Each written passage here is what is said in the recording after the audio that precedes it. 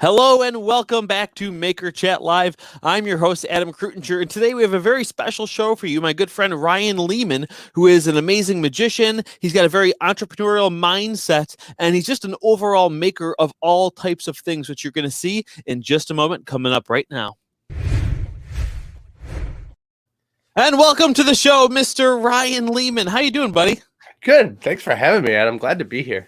Good. No, I was so excited when we were talking about having you on, because one thing, your main thing is you as a magician, and within the magician magic community, you are a maker as well. I know you make a lot of illusions, but I also, just because I know you personally too, I just see you as a maker in general, because you do so many different things. Anytime I go to one of your many projects on Facebook, it's always something different. So, and I thought it'd be fun to talk about your focus as well as the breadth of your work and all the different things that you do. Awesome. Yeah, no, I'm happy to chat about whatever you want to talk about. So just to kind of run through a couple things, I'm just going to mention so people can be prepared for it mentally, is that you do. So again, main thing is your magic as a magician, as a performer, and a magic creator as far as making tricks that you sell and make for other magicians. You do some stop animation as well. You're an artist. You do some painting, and you do a lot of Ren Faires stuff where you make all kinds of things that you go and you sell, like your wands that you make, which are really cool. And not even the stereotypical kind of magician style wands, but more of like wizardy kind of, which is another whole part of what you do. And again, well, let's just dive into it. Where do you want to start? I guess we'll start at the beginning. I started performing as a magician when I was younger. And, as you know, performing as a magician, that's kind of where we met, was in the magic community. 100,000 years ago, I think it was. Yeah, 100,000. I think you actually might have a picture to show at some point. Oh, yeah. This was very, very early.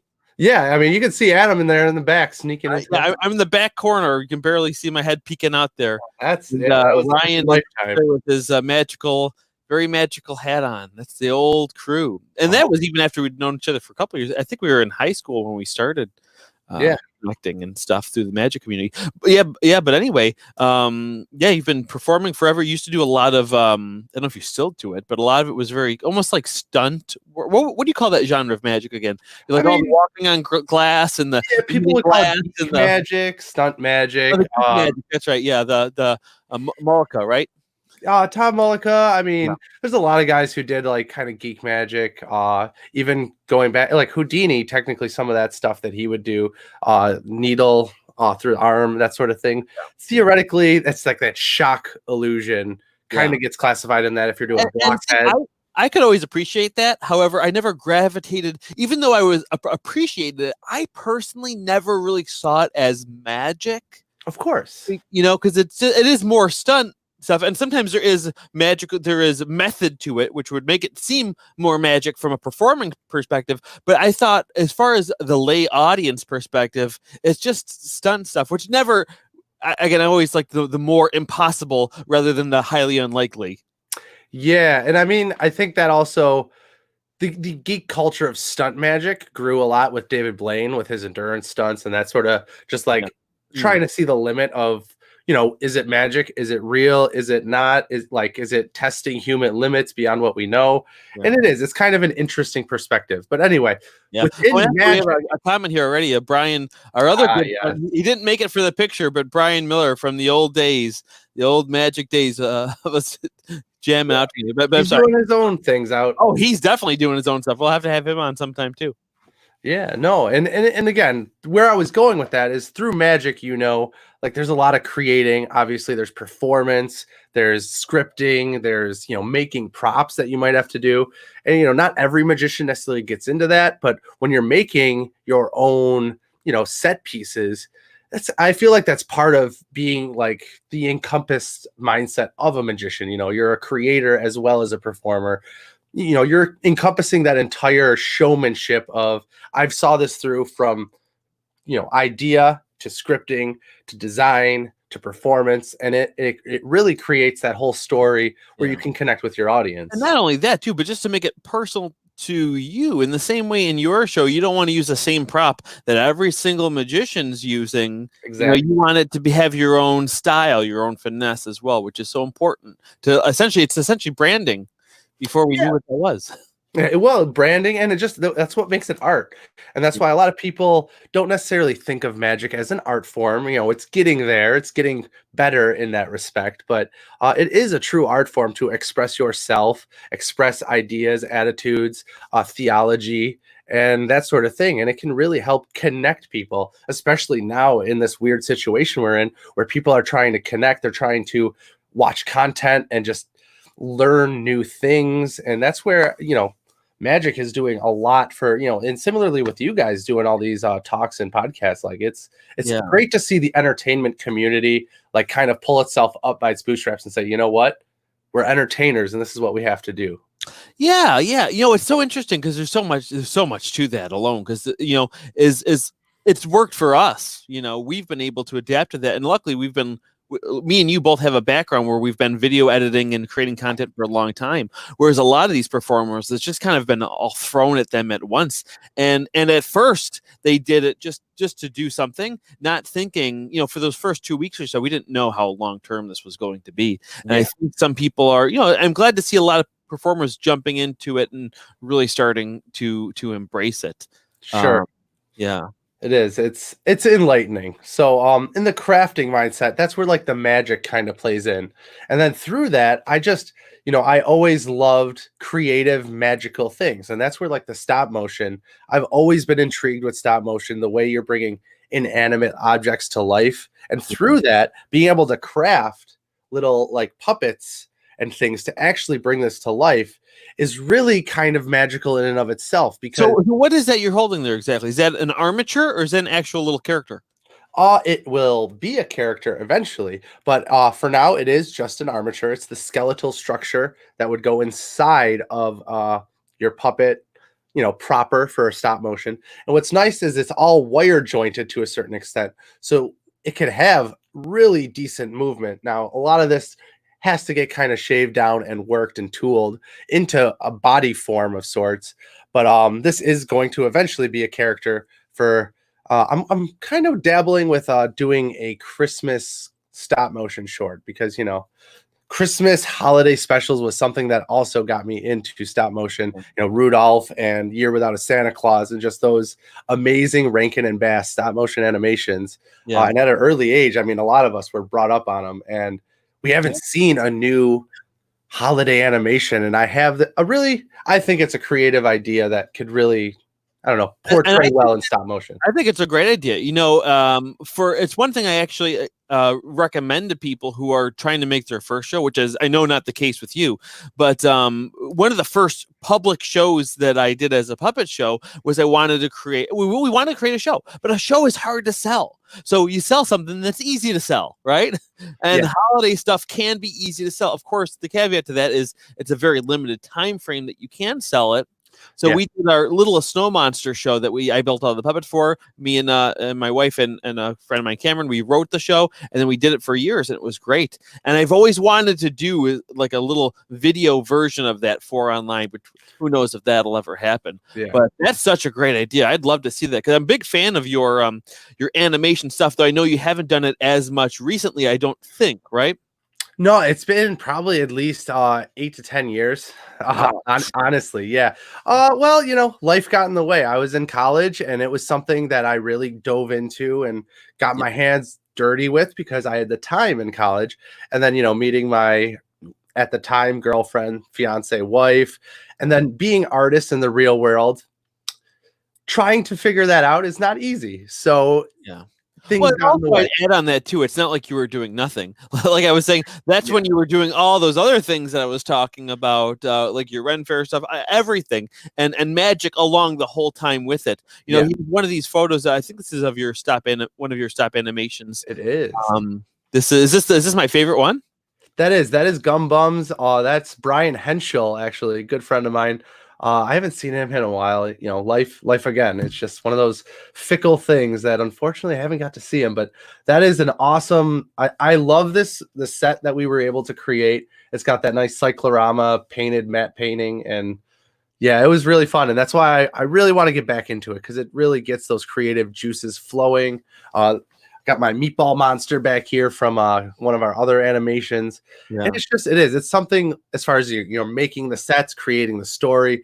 It's the whole process of art, and I think No, that's yeah, it's enjoyable. what it is. It's kind of like puppetry, and that's why I bet you the reasons why you like the stop animation so much is the same reasons that I fell toward the puppetry more. I still do a magic show every once in a while, Yeah, but I really did, in a lot of ways, fall out of love with magic the way that I used to, though I still do it a little bit. Um, Puppetry, you can create a whole world, in a way that you can't as easily do it with magic. And even if you do it with magic, though, there's a giant portion of your audience that is only wondering how it's done, you yeah. know? Whereas in puppetry, no one wonders how it's done because it's usually pretty obvious. You're just appreciating the story, which is what I like to focus on. But I have a little clip of that animation, but I want to bring up this graphic one more time so people can see. This is my favorite animation that one of my favorite things I've seen of yours. So it's this cool little picnic set there. So you can see this tiny little picnic table, and what happens is it zooms into the picnic table and turns upside down, and it's brilliant. It's a stop animation of gum that's stuck under the table, like coming to life in their own little almost like, World. yeah, their own little world, but it's also kind of twisted a little bit too, in that they have to survive. But Yes. I just have a clip here that's a couple of seconds long, just to give people a feel for it, how it comes to life and stuff.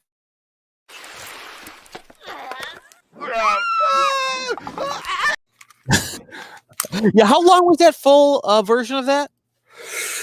It's a few minute long video. I believe it's like a 6 to 10 minutes. It's not like a feature length animation by any means, because again, just at the time, just being able to do that short animation for me was kind of a blessing and a project, and in college, that was always that was my life for a couple months in college, was just trying to make these shorts. And yeah, it was such a fun project and process, because again, just looking at that short clip, you have the slats of this picnic table, and just trying to figure out, like, well, how do I want to portray that in a scene? Obviously you can have the planks, but you can't get a real table, because then the scaling, you're going to have to animate like this small piece of gum. So to scale it up, and you really problem solving as well as creating. And that's what a lot of the artists, I think, are really into the art. It's creating something they love, something they can appreciate, and something that they're interested in.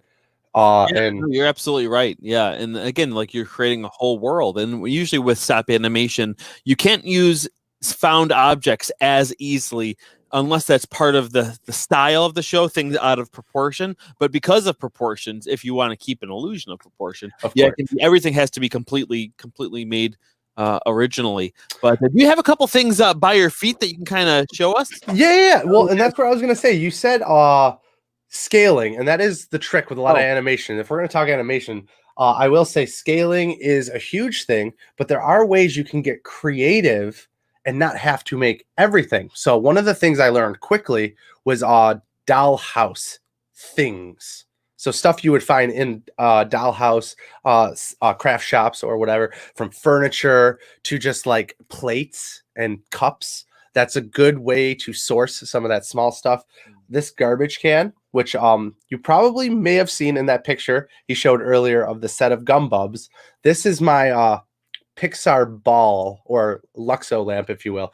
This garbage can is in every single one of our animated films. oh, cool. So that's just, I don't know why it's a garbage can, but it is. And that's where, like, this is not something we created. This, ironically, this is a toy. It's actually like a rubber toy that came with wrestling action figures. So like WWE wrestling action figures. This is like a garbage can from that. So like I said, get creative, because you can find some of this stuff, and it's already, like, I didn't even have to put any of these scrapes on there.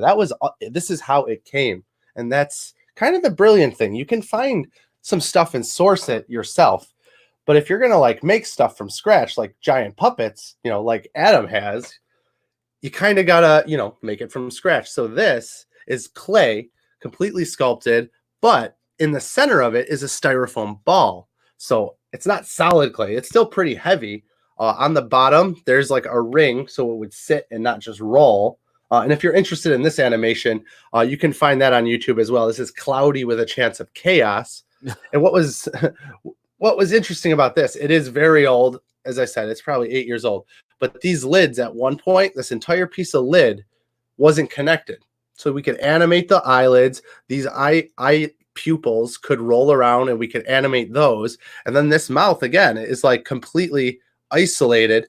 So that could be animated however we wanted to. And it's just a piece of rolled clay. So that's what kind of clay? Is that plasticine clay?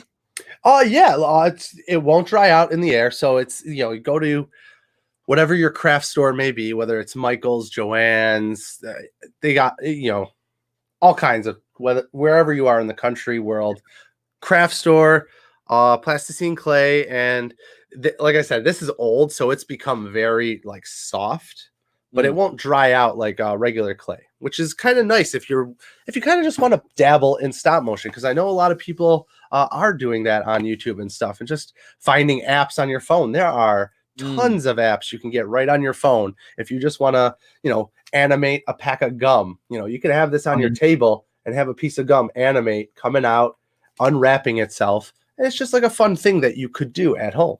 Yeah, that's what I want to try doing, some of those little object manipulation ones, which I've always wanted to do, but it's just, I haven't dove into it yet. But actually, there's a couple other stop animators that I want to have on the show too that I've reached out to that I'm really excited about. I'll have to make sure I send you some of their work. But I don't want to get too far away from the magic before we move on to some of the other things too, because when I was talking about you as a magic creator, when I brought it up, so I'm glad you mentioned it, I wasn't even really talking about the things that you made for yourself, but really also how you've produced magic tricks to sell at magic stores, and that you've sold to other magicians as well. Can you talk about some of the effects that you've created and your process for that? Sure. Yeah. For creating magic, I mean, usually there's a start and an end point as far as what do you want to do. You have to come up with your idea. Obviously, everything comes with an idea as far as how do I want to portray this illusion. Or one of the big things that's in magic now that's pretty popular is decks of cards. So one of the things I was able to do is actually design a deck of cards for the magic distributor I work for. So you might say, like, magic distributor, what is that? Like, that's a new concept to me. Like, there are like in any world, there are distributors that can help you essentially get this out to other audiences. There's magic stores around the world. Can we name a couple of them for people? You do like Penguin Magic and Penguin Magic, like that's they're a distributor and they sell to other storefronts. But like murphysmagic.com, like they don't have a website you can go from. That's for like if you have an online store and you want to get 20 of a certain project, they're a wholesaler for other online shops. So you have, Murphy's Magic does wholesaling, Penguin does do wholesaling, Vanishing Ink, World Magic Shop. There's a few wholesalers, and I work mainly with Murphy's Magic. And 2 years ago, they commissioned me to design a deck of cards, and it's just an interesting. Again, it's not totally the art you're necessarily kind of seeing physically in this crafters makers thing, but it's designing, and it's all part of the artistry of magic, because again, decks of cards is how 75% of magicians tell their stories is through card tricks. So again, just trying to figure out different designs to bring that to a principle. And the reason I designed this mainly was, it's hard to see on here because I keep blowing it out, but as you see, like the back almost looks like an atom or an infinity symbol. No, I like that. And the whole idea was, can you hold it still for a second? Is there? I'm trying to see. Is there a border still around it? No, there is not. Quite all the way up to the edge, then, huh? Yeah, and the idea there was if you had magicians would know as a double blanked card. Ooh, basically one card. Tell the secrets, Ryan. I'm not telling any secrets. No, I'm kidding. But the whole design was this. Like now it's like, oh, is that blank? Is it not? This is actually blank. And if you want to, you can have that come back and then you can see it. So this whole deck was actually, see, it's blowing out again, was designed with the idea of a white infinity. It's a infinity of atoms, and you can turn the entire deck white on both sides. And it was just an interesting project to try to be like, well, if I want to take a deck and make it white on both sides, how do I make a design that facilitates that? And that's where, like, again, you have to kind of get in there, go into Photoshop, Illustrator, and work out some of the dimensions of how your design will lay in that fan, if Yeah, that makes sense. you know, I might relate developing new magic effects to the same way that a lot of technology is imagined too, and that a lot of the technology that people are trying to create are things that they saw in movies when they were kids, like things from like the Terminator or the old some of those old movies. Because one thing is too, like that one 3D printer that was made now that draws it out of a liquid. Yeah. Apparently, the inspiration for that 3D printer was someone who watched Terminator when they were a kid. Of you know that in Terminator 2, I think it is the way that the liquid one rises out. And in the same way, it's like you see something in a movie that's obviously done virtually. You wonder, how is there a way to make that happen in real life with props that I can make? Yeah, and that's what's really, I mean, things like even the Phantom of the Opera, one of the most well acclaimed musicals of our generation, I'd say.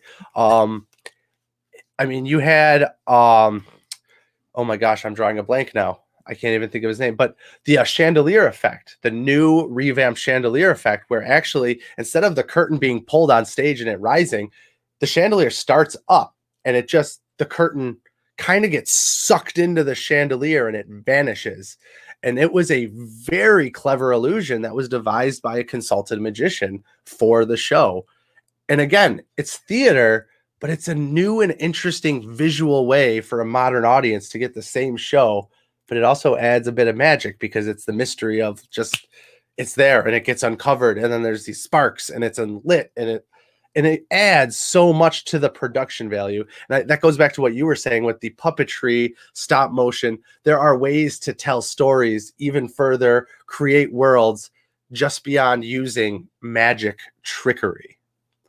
Yeah, that's awesome too. Yeah, and I think what I like about what you're saying too is that it's kind of inspired by what you're trying, the effect you're trying to have, versus that you know, there are.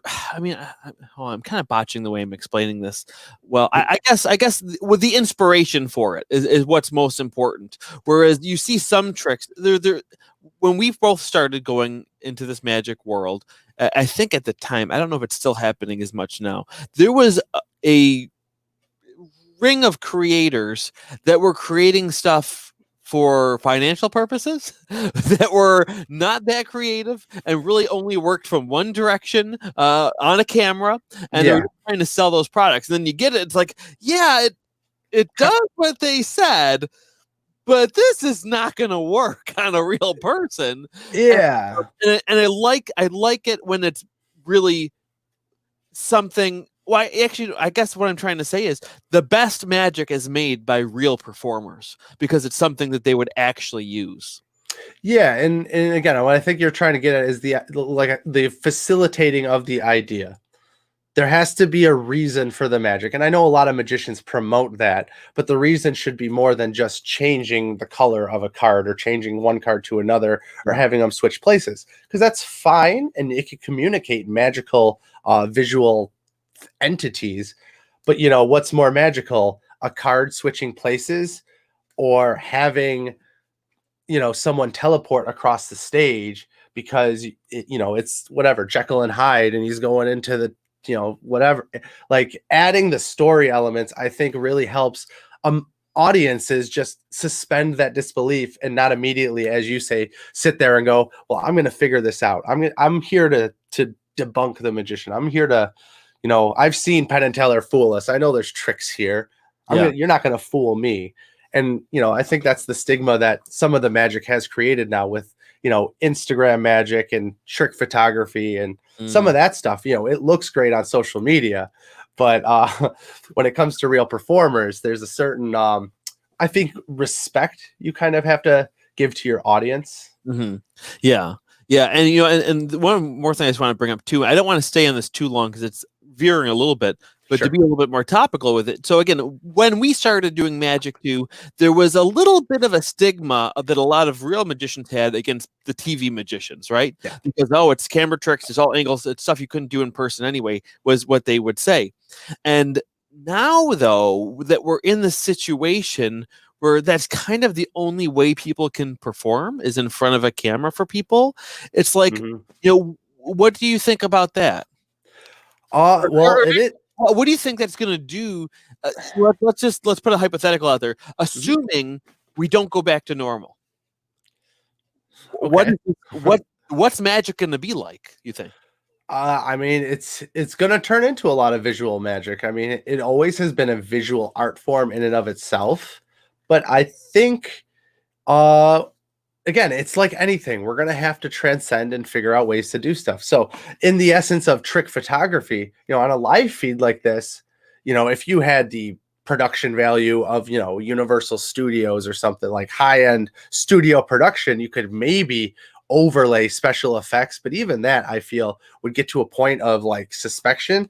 But like something as simple as like this, you could take a deck. This is live. You can't really change, but in an instant you can see all of that change. And that's what I mean is like there are visual ways, and that's where I mean like there is no purpose to that other than doing a nice visual magic trick, but there are ways to bridge the gap when it comes to visual magic.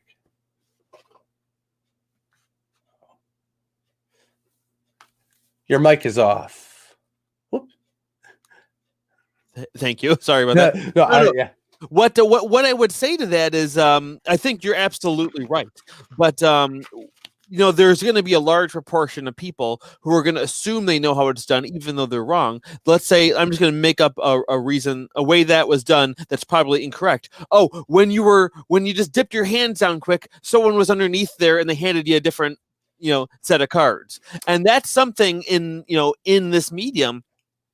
People are going to have that amount of spectacle because even though you could have done that in front of their eyes, and even Yeah. though you told them that, they're not going to believe you. They're like, "Oh, I believe it." I mean, it just brings up this whole again. It's really changing the medium. I think in a way, or maybe it's changing the audience. I Yeah, wonder. well, I mean, I think it's a little bit of both in all reality because magicians have to find a way to evolve, and the audience itself is evolving because of the times we are in. So, as you said, just because of social media, what it's done in the last 10 to 15 years, there is like audiences have become more aware of television screen magic. And, if I were to just try to make this card disappear, oh, it's gone. And you're right, like you can.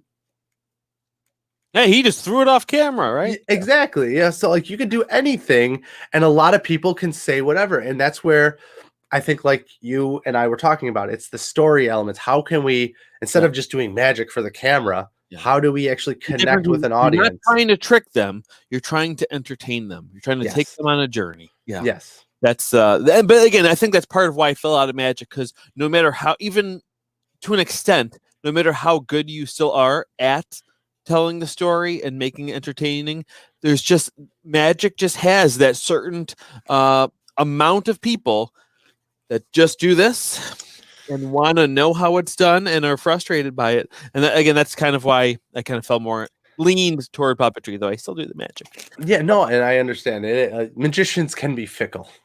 Yes, they can. It's almost a character trait of being a magician. Yeah. Not character, a type of person. Yeah. Um, I uh, like your trick, but here are everythings that I would change. yes, yes, yeah. Like, But so let's kind of get into the next thing a little bit, which is still related to magic, I believe. But can you talk about some of your work that you do? Describe what you do with Ren Fair. Just oh, that of course, yeah. whole thing. Jumping over to the Ren Fair now. As we said, we evolved. I started magic. We got into magic. That's creating magic was a huge part of that. And then sometime in college, again, when I was doing stop motion, I was dabbling in film and short film, and just again trying to figure out because how to tell my stories, because I love telling stories. I love taking people on adventures and kind of sweeping them away. Escapism is an amazing thing, and we need it now more than ever for some. And it's just between film, magic, theater, and even music, like those mediums are so powerful to connect with an audience. And that's where the Renaissance Festival, it was something I went to as a child. You know, my wife and I both went to Sterling Renaissance Festival growing up with our families. It's a couple hour drives from where we live in Western New York. So we decided, you know, hey, let's go back to the Renaissance Festival. We both had not been in 10 years, you know, since we were kids. So we went, and just being re-immersed in that world, in that atmosphere, and with our minds evolving the way they were as artists, we were like, why is there not more magic? Why is there not more immersion? Like, there's plenty of immersion, but like there was things, I think it was that magician mindset where I was like, why not? Why can't we have these things? And that's where, you know, I spent the whole next year working with my own craft and figuring out ways that we could be involved with the Ren Fair. And that's where, you know, I started creating wands, wizard wands. So these are more like of the Harry Potter style, you know, not your traditional magic wands with white tips and a black center, but whether it's, you know, this corkscrew bottom, or, you know, all these like lathed grooves. It was an interesting project to not only take my woodworking, because again, through magic, building props, even through high school, you know, my grandfather was a carpenter. My father's an engineer, and he built our deck. He put our siding on our house. You know, I helped put our fence. Like, I learned woodworking from my grandfather, from my father, and this was a way of finally utilizing those skills taught to me in a way that I could, you know, extend that to others. And that's where, you know, with my magic, with the art, with creation of the wands, we were able to, I might get emotional here. It's going to get crazy, but we were able to connect with a whole new audience, and having kids experience their first bit of magic, it was so rewarding. Yeah, no, that's awesome. And one thing that I like the most about that is that even though you're still doing magic, you're kind of a whole different character. Yeah. And that's something those are the types of things that I really enjoyed the most in magic, is making it theatrical and even a character performance. Like, one idea that I've always wanted to do that I never fully took off the ground, even though I built some props and some costumes for it, was to do like a mad scientist themed like magic show. Oh yeah. Which is something, again, I've always wanted to do that, and hopefully one day still will. But again, with the Ren Fair, you have a whole character that you do, don't you? Is that something that we can talk about, or is he here with us today, or do you want to frame this? Well, Algernon, I use a persona known as Algernon Ryan. I wasn't sure if that was ever public. I actually, to be perfectly honest, I think he made him his own Facebook years ago, and I actually thought it was a different person for a while. Hey, and well, because that was before, again, like this weird idea of story and illusion. Being a magician and a performance artist, some of the people that I studied as a performer was like Andy Kaufman, and even like Jim Carrey, and people like James Cagney, Jimmy Stewart. People that when they played a role, they encompassed it. And I mean, Andy Kaufman didn't really star in a lot of stuff, but for those that know Andy's work and know who Tony Clifton is, it's weird, like it's a performance art piece that's playing out in real life. And it was so mind-blowing to learn about Andy in college. And it was something I just wanted to dabble in, was creating a character that could potentially even transcend myself. And that, like, to me, is something that I was like, this is the perfect platform. And that's where when my wife and I went back, I was like, oh my God, here it is. I have this character I've created, looking for an avenue to put him in, and here's the opportunity. And what I like most about that too, because for the example that I was saying, if I made my own science show or something, there was a magic show, I'd probably rent a theater or do it at a school and bring people in. But if you're at Ren Fair, it's a whole world. Yes. You know, it's not walking into that experience for the theater. It's like you're talking about being immersive into this character, into this time period. Yeah, well, and that's again, that was what was super attractive about it when we went back was not we knew that growing up and we knew it going there, but once we were there, being, young adults, like we were swept away in the immersion, but also we're like, how can we be a part of this? And again, those who know the culture of Ren Fair, it can be like any art form and any performance piece. Like it is it has its groups, its cliques, and its difficulties and hardships, making the right connections and people. And our way of getting in was creating a shop and having magic wands and magic tricks. So instead of trying to do the rigmarole of like, how do we actually get hired as an act? How do we have the credentials? Like, I've never done this character act. So how are they going to hire me to do an act that I've never actually done? So our way of getting in, sneaking through the back door, was starting the shop, which allowed me to perform shows, four times a day for 2 days a weekend, evolve my character, and at the same time evolve my craft. Which, like, again, growing up going to the Ren Fair, I'd see magic there. There were performers, jesters, jugglers, and as a young person, like young magician, I'd say, adolescent magician, I was like, wow, these are people performing for, like, people that performed for a living. When I was young, that blew my mind. I was like, these people play. They get to play dress up for a living. They're paid to play. That is amazing. I want that in my life. Like, I want that to be a part of my life. And that's where, again, just going back and being immersed, I was like, is it like the fate was talking to me, and it was just like, you have to be here because this is what you want to do. And as a kid, I never necessarily dreamed of being a Renaissance performer, but that's where the road led me. Yeah, no, it's one of those things that you just anyone who's ever been to one, I would highly recommend, even if you only go once, just to experience it, because even if you don't think it's your thing, it's one of those it's quite an experience, in the same way there are those people that go to Disney every single year, and there's people that went once and enjoyed it and that was enough. And I would kind of compare it to that. It's something that I think everyone should experience. Yes, of course. And there's a lot of great Ren Fairs. I know there's a lot of also town Ren Fairs, which might turn people off because it's like, well, my town has a Ren Fair, and it's really just an arts and crafts show with people dressed up. Like, if you want some real good Ren Fairs, Arizona, Texas, Maryland, Michigan, Pennsylvania, all of these are some of the top tier Ren Fairs. Florida, check these big places out. Again, Texas, Arizona, Michigan, Maryland, Pennsylvania. These have some big fairs with permanent structures, and they will literally sweep you away with an entirely immersed atmosphere. That's amazing. That's so cool. Can you show us or tell us a little bit more about your process for building one of those wands? Sure. Yeah. So like this guy, he would start as a square piece of wood. As you can see, there's these sections here that are kind of more square still. So it starts as a square. And I wish I had the video for you of me making it on the lathe, but I should have had. Where can people check that out?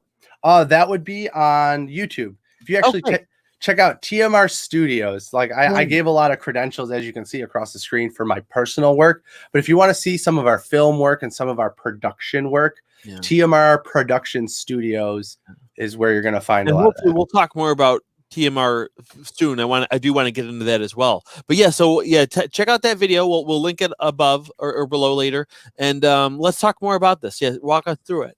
So this square piece of wood, it would be like a square dowel, essentially. This is actually exotic hardwood. This specifically, I believe, is either I think it's zebra. It's a light zebra, but it could be wrong. And it gets put into the chucks just as such. And then it spins in the lathe at a huge, like, immense speed. And you use your tools, and essentially you're carving it with these tools. And like when you lathe this out, you'll see in the video, if you check it out, it actually notches this. And it's a process of, you do have to grind it from that down, smooth it out, and then put your notches in. And then as far as the twist and the front end and the tip of the wand, that I usually don't do in the lathe. That actually gets done afterwards just on a belt sander. So again, it's the whole process of the journey of a wand, as I called it on the video. The journey of creating a wand starts as a square, kind of lathe it down to get its shape of the handle. And then once you have the handle, you create the tip. So that's kind of the general process if you're breaking it down kind of rudimentarily. Yeah, no, that's beautiful. Yeah, because I think for one of my nephew's Halloween costumes, I made one time, not on the lathe. I think I almost used completely the belt sander, and it wasn't as nice as that, but it was fun and it was cool, and I was really happy with how it came out because it had this real earthy look to it, which is what the top of yours looks like, and that's what I really like about that design is like half of it is very organic and the other half of it is very structural. It's almost like a wizard's lightsaber or something. Yeah. Do you have a couple other ones, designs that you can show us? I know there's some very diverse designs that you've had there. Is that how that's a plain? This is actually Purple Heart. It's a little dusty because it's in the workshop, but this is a square Purple Heart.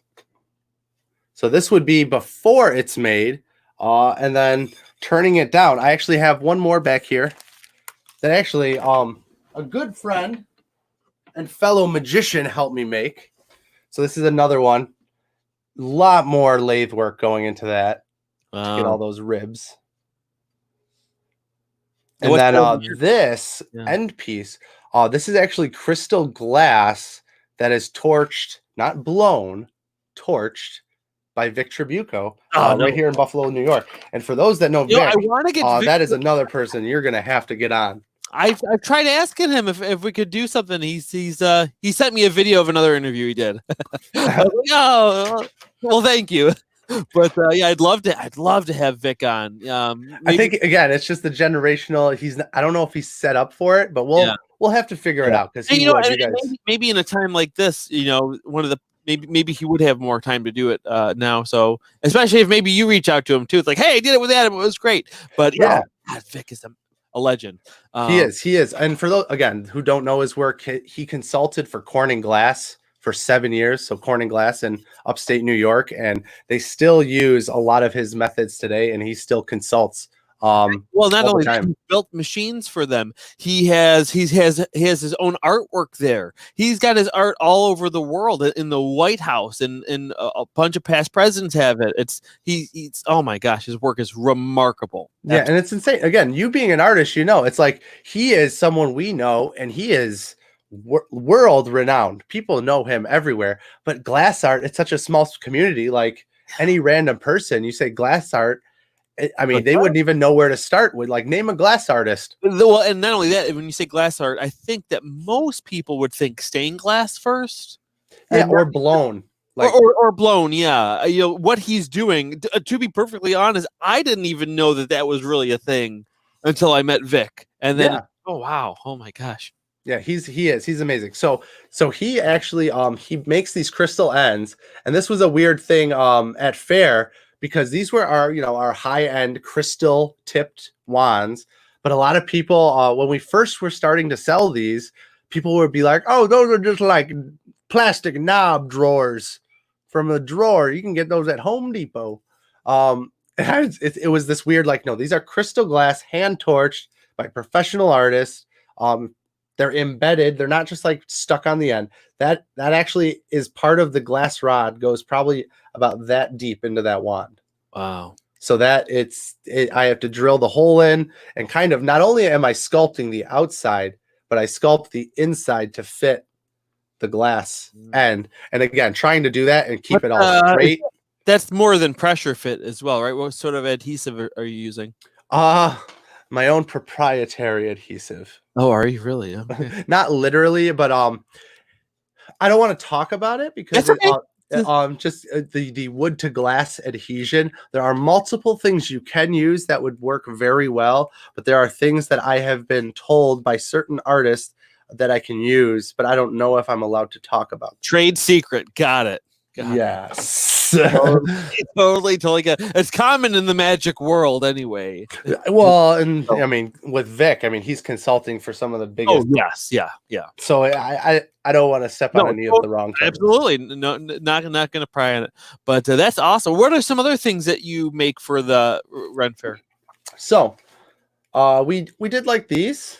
So these are wand stands. See, I didn't know that you sold those too. I thought those were just for display. No, yeah, no, we sell these. These are actually, this is probably beyond the Renaissance Festival. We have an Etsy shop as well. These are something we were, again, this isn't like trying to be verbose in any way, but we were some of the first people on Etsy to sell wand stands. And again, this was at the time when we started at Ren Fair. We were there probably 3 years after the Wizarding World of Harry Potter opened. And again, my wife is a avid Harry Potter fan. These are her wands. Yeah. So one of the things that inspired us to go to Ren Fair was she started collecting wands, and I needed a way to display them out of the box. So I made her this giant stand. And for those that have been to the Wizarding World, they have this version of wand stand in the window of Owl Post or Ollivanders, whatever they kind of connect Ollivanders and Owl Post. So that was made the Christmas right before we started Ren Fair. So it was, again, the weird coming of fates of we went to Wizarding World of Harry Potter. Holy moly, was it amazing with the immersion and just like, oh, you can get a wand, you can test a wand. And again, just the testing of that wand. We went to Ren Fair and we're like, why is there no wand shop? They need a wand shop. So we started our own wand shop. And as I said, I was getting emotional earlier. Every child that left our shop would do magic with our wand. Unlike Ollivanders, where you get a room full of people, one kid does magic. Every kid left our shop doing magic. And it was this amazing thing. We would have them come out. We had this line of pixie dust. We had 2 trees in front of our shop. There was a little pixie fairy door on the bottom of one tree. We put a line of pixie dust on the ground. We said, here, you're a new wizard. Stand on that line. It'll give you a little bit of extra magic while you're still learning. And then we taught them, a simple method to do magic.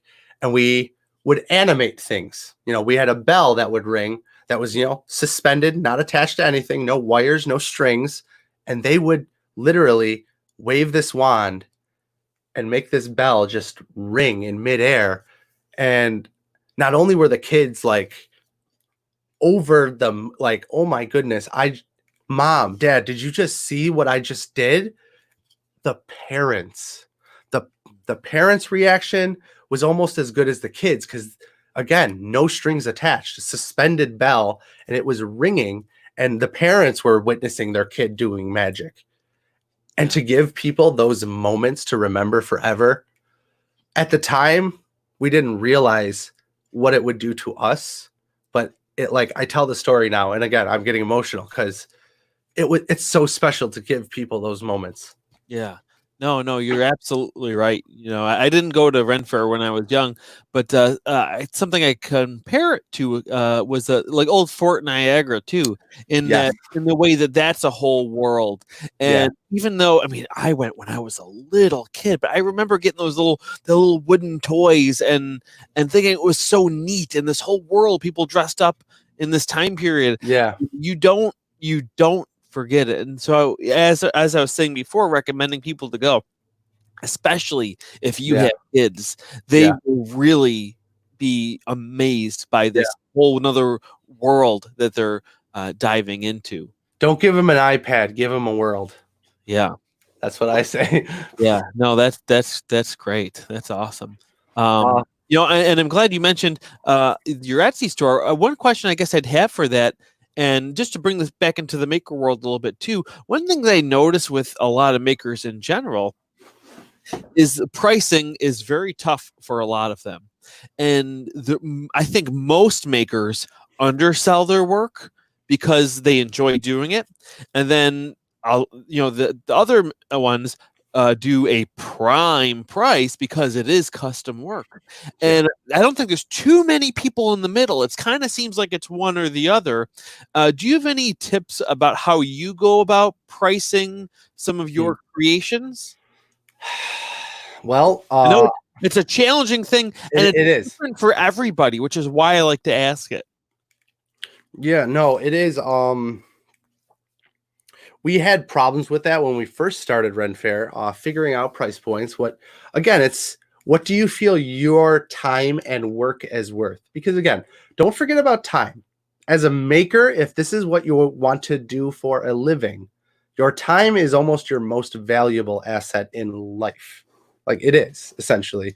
So don't underestimate your time spent on making these things. So, for instance, like a wand like this, because it's exotic wood, that already allows you to sell it for a little bit more. We had simple poplar wooden dowel wands that weren't lathe. They were all entirely made on a belt sander.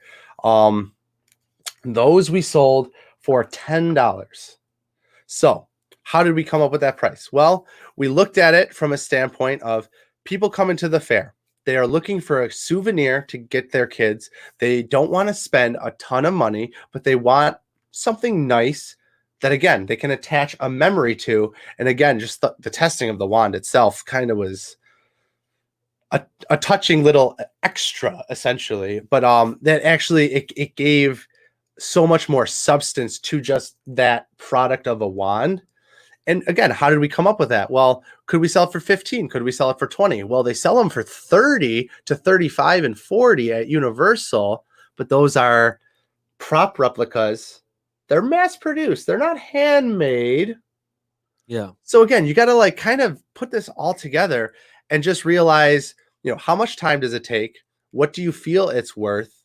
And would you buy it for that price? For instance, my wife made beautiful hand-stitched plushies. So she made little baby dragons, she made owls, and it was a felt plushie toy. And we wanted to sell them, for $5 to $10 because, how much can you really get for a plushie? But by the end of fair, we were selling them for 20. People were happy to pay the $20, as you said, the premium, because it was a handmade item. We didn't have to struggle to keep up with production because we were there was a time where we were selling out every week and we'd have to make like 40 to 50 dragons in 5 days to restock for the next weekend. And it gets, again, time. You have to value your time. Out every single time, it's time to bump up your prices. Exactly. And we found $20 was what people were willing to pay. But also, you would get people that are like $20 for a stuffed animal, but you would also have people that were like, this is $20, that's it? Because they come from the world where they know and appreciate, A, it's a handmade thing. B, I'm a crafter that works in textile, and this impresses me that I don't even know how it's made. In fact, I would love to make something like it. And you'll hear that too. If you're a crafter, if you're a maker and you're doing it, you're out there, you're going to hear, oh, let's do a loop around. We'll come back later and have a look. Or you'll hear, oh, is this your one thing you're getting? Or you'll hear oh, I can make this at home. I can do this at home for cheaper. Yeah. I had a couple episodes ago, Kira from Kira Arts, who does plushies. She was a whole plushie episode, and I can't remember if it was during the episode or briefly after when we talked about it. But she talked about that though. You hear that a lot. You gotta have to grow a little bit thicker skin if you're going to go to craft shows and things like that, because that's what you hear. Because she said, as an artist, I like going to craft shows, not to steal ideas, but to get inspiration. And a lot of people do that to her, and I'm sure to you as well. Yeah, and it's something you have to. There's a point in your artistic career where I'm sure, again, you've actually experienced it doing the puppet work and such. You have to understand and appreciate, even though they may not give you the full credit that you feel your work deserves, you inspired them. You gave them that inspiration. And if you are content enough knowing that you have changed people's lives enough to inspire them to do this or that or try a new thing, just be humbled by that alone. Like, yeah, you might be offended by the fact that they're stealing an idea, but be humbled that they liked it enough to want to try it themselves. Like I found that helps with the thickening of your skin, is appreciating your audience. Yeah, and one thing too I'd add to that is that I think, people's mind immediately go to competition, whereas in so many industries, believe it or not, having more people do it is almost like free promotion. People Yeah. ask me, like, don't you sell puppets? Like, sure, I sell puppets once in a while. Then why are you teaching people how to make puppets? It's Yeah. just because more puppets creates more puppet work for everybody. Yeah. Maybe someone tried making it and realized it's not for them. So then now they want to buy one from somebody. It's strange. It doesn't seem like it would work that way, but it really does in my experience. Yeah, no, and you're totally right. I mean, even with magic, you have creators who, again, no different in music either. You have people in feuds over silliness, over lyrics, over what? Over beats. Can we not just, I mean, again, I understand copyright. There's a whole thing there if you're just There outright is stealing. there's a line between blatantly ripping someone off and doing your own interpretation or reimagining or inspiration by. Yeah. Yeah, and that's like what you said at the beginning when we said if you want to be a performer, make sure you're creating your art. You don't want to recycle other people's art, because then it's recycled, and then it gets recycled, and then it gets recycled. And then what do you have other than just a washed down act that has been kind of Frankenstein together? Create the art that is, fills your heart with joy. It sounds cliche, but it is. If you are enjoying what you're doing, you will find an audience that enjoys it as well. You will. You're absolutely right. No, that's perfect. One more. I know we're getting close to the end now, but I did want to bring up TMR Productions, because when the way I introduced you and had this labeled as magician entrepreneur, and they are kind of together as a magician entrepreneur, but I kind of thought of them as separate, as in you are a magician and kind of an entrepreneur.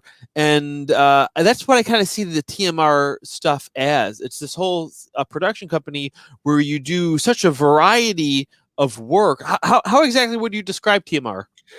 TMR. So the way TMR started, way back in the day, my friend and I, Alex Sargent, back in high school, started doing magic shows as Bros Pro Magic Shows, which eventually evolved into The Magic Realm, which is how I got the name TMR. And that's actually our shop at the Renaissance Festival continued that idea of, we were called The Magic Realm. And TMR from that evolved into, we made some short films, did a couple extremely low budget indie feature films. And then from there, like I said, the stop motion, we also do some travel stuff. So from TMR Studios, this production company where, again, I am, for those that haven't seen other pieces of my work, I am a huge fan of Walt Disney. That man was such a visionary in the artistic world, the theatrical world, the film world, like every bit of entertainment, puppetry, like somehow Walt Disney and the Disney company has affected that piece of entertainment somehow, some way. So, through that, my wife and I are also huge theme park enthusiasts, because again, the Renaissance Festival, theme parks, immersion, entertainment, fulfilling that need of experience, of adventure.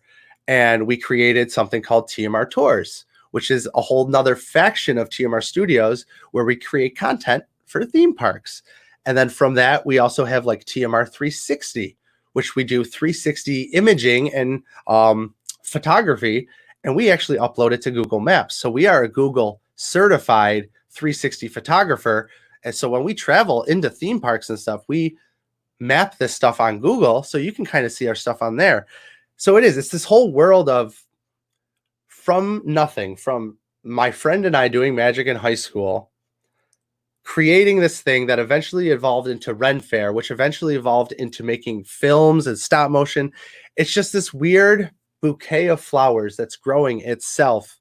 And that's what TMR is essentially. We do a little bit of everything when it comes to entertainment. If it's theatrical, if it's film, if it's live streaming, magic is generally somewhere embedded within all of that. And that's just our adventure right now, is Yeah. trying to figure out what TMR really can be, because it's still a baby. It's still evolving and it's still becoming itself. Yeah, and then again, such a variety of awesome, entertaining stuff on there. You've done a lot of behind the scenes things for a lot of theater productions, and then Yeah. again, you tie in the magic into that by doing some quick magic tricks for some of the actors and stuff, which is really fun. I know we did a collaboration a couple years ago, which was a ton of fun, Yeah. and it's great. And one thing I definitely want to point out, and I'm surprised I haven't brought it up earlier, is of course that it's co-managed with your wife, Stacy, who is an amazing artist and maker in her own right. Of course. She is. Would you say her main thing is being a seamstress? Oh yeah, she is like her main whatever art, craft, etc. is sewing. She's a seamstress. She does a lot with like digital marketing and digital design as well. Yeah. And again, we play off each other. She got into video editing, but again, I just from having the skill set from the last like decade of my life, you know, a 3-minute video to post on YouTube, I will edit about multiple hours faster than she could. And that's not saying anything against her talents. It's just the evolution of our craft. And she right now is up to her head making masks. We've donated over 300 masks to people in our community, etc. And again, it's just we're trying to do what we can in this awkward time where people don't know what to do, and we don't know what to do other than do what we do. Yeah. Like entertain and create and do, and just, think of the future, think of the positive, think of the end, the light at the end of the tunnel, as they say. Yeah. Yeah. And, I've seen a lot of the products over the years. I don't know what's necessarily current, but I know that TMR would design a bunch of shirts and stuff as well at time. I saw like a Figment shirt that you had made, which was beautiful. I don't know if you still have things like that on your Etsy as well. But again, her craftsmanship with the sewing is remarkable. And that's one thing I always loved talking to her about, because I have a big sewing background as well, too. I did dressmaking, tuxedos, and stuff like that. So it's always refreshing to hear people who know the lingo and stuff. So I always enjoy talking to her about things like that. And so do you still have a lot of that stuff available on your Etsy now, or is it kind of, again, you're leaning to the masks now? Well, I mean, again, there's a whole lot of content. Like I said, if you want to really keep up with everything we do, I'd say check us out. TMR Tours on Facebook, TMR Tours on YouTube, TMR Production Studios on Facebook and YouTube. These are also, you can check us out on IG, and then all my personal stuff that's been scrolling on the screen. That's like, we kind of, because we have a lot of irons in the fire and we do a lot of interesting, weird things, as you said, we keep up with all of them as much as we can. All of them are very active to a degree. I mean, it's not the everyday content kind of pages, but if you're on there, you'll see us, what we're doing, and we'll make it, bigger projects like our stop motion films. If you're connected on those pages and devices, you will definitely hear announcements, because we will talk about stuff as we release them. Yeah, so guys, definitely make sure you follow Rian and all of his stuff. I definitely highly recommend following TMR Productions on YouTube. And I have here to bring up Rian's personal magician Facebook page. Is that how you describe it? Oh yeah, I mean, that's my performer and artist page. That's where if I create stuff, whether it is performance or literally crafting, that's generally where it is. So I've kind of, I'm working, as I said, I love Disney. I'm working really hard to figure out how to get myself into Walt Disney Imagineering. I would love to work in Imagineering. So this is my way of giving myself a weird title like that. So I'm an illusioneer. I create everything involved in illusion. That's right. Yeah. But again, just scrolling through the photos here, you can see all these amazing things that he's made over the years. A lot of woodworking stuff, some painting stuff, multimedia. This box is beautiful. Oh yeah. Well, what is that again? That's that horn. What's that called? It was a gramophone. Oh, gramophone. That's right. That's what it's called. It was for a magic production that we really want to do, but we're kind of like everyone. We're kind of at a halt and can't do any live performances. Yeah. So it's something that'll eventually see the light of day.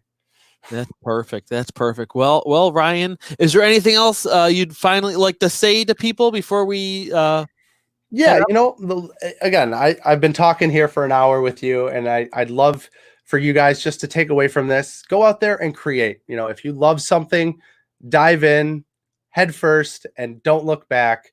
Really dig into it because you might find you won't like it. And guess what? If you find out that you don't like it, there's nothing wrong with that. But just go out there, find something you like, and just create and do and inspire. And one last thing, if you're in the Buffalo, New York area, check out Buffalo's Electric Light Parade. It's a new community service objective that me and my wife are doing. We're trying to do some nighttime parades around Buffalo. And yeah, it's a whole lot of fun. Check us out, Buffalo's Electric Light Parade.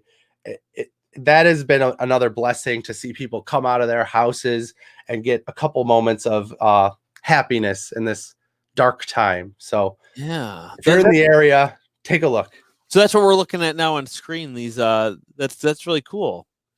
Yeah, so that, I mean, it's like the birthday parades, but I have a band of some friends that we go out and we have LED lights, and we're trying to make it around to every town. Tonight we're doing some more streets in West Seneca. By the end of May, we'll be heading out to Cheektowaga, and then by the end of May, early June, we're going to be doing Hamburg, Orchard Park. We have streets in Lancaster mapped out. So yeah, if you guys want, check out Buffalo's Electric Light Parade, and there are pictures on there to feel free to request your own street. So if you're in the area, we would be happy to come out and give you a parade. Awesome. Well, again, Ryan, thank you so much for being here. Make sure you check all of Ryan's links in the description, and we will see you guys with a new show soon. Bye. Thanks.